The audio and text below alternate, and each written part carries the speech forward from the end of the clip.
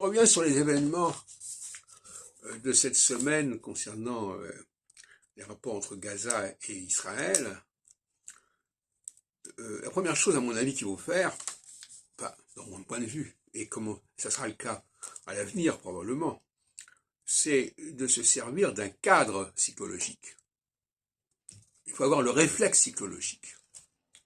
Il faut resituer les choses. Et le réflexe psychologique, il couvre des siècles et des siècles. Alors, là, j'entends les commentaires, par exemple, Alain Finkielkraut a fait une émission dans Réplique sur cette question-là, avec Gilles Kepel et un autre. On accumule des données, des faits, on fait de l'histoire factuelle. L'histoire factuelle, c'est pas du tout une histoire scientifique, contrairement à ce que certains croient. C'est une histoire empirique. Alors on va comparer ceci ou cela. On va comparer 1973 à 2023, alors que psychologiquement, ce sont deux moments totalement différents. 73 correspond à une début de phase solsticiale, et 2023, 50 ans plus tard, ça fait 7 fois 7,49, donc un cycle inversé, un cycle impair, c'est une phase équinoxiale. Alors moi, je n'ai pas encore la réponse, mais je réfléchis avec vous à ce sujet. Est-ce que ce qui s'est passé avec le Hamas est une réaction post-solsticiale, un phénomène supranational?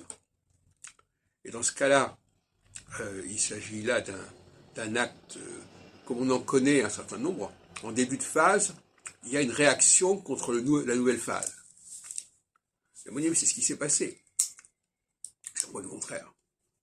Donc, ce qui s'est passé actuellement ne correspond pas à une phase équinoxiale, mais correspond à une réaction à la phase équinoxiale. Et c'est très important. En début de phase, les choses sont confuses. Parce qu'on est dans une phase de transition. Effectivement, en début de phase solsticiale, il peut y avoir une réaction équinoxiale. Et en début de phase équinoxiale, il peut y avoir une phase solsticiale. Parce que c'est quand même pas par hasard que ce soit à ce moment-là, justement, qu'il y ait des rapports, des rapprochements entre notamment l'Arabie et Israël, etc.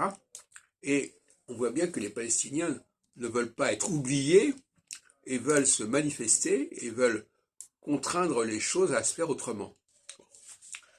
Alors, je pense qu'ils n'y parviendront pas parce qu'on est dans une phase équinoxiale à la différence de la phase solsticiale d'il y a 50 ans.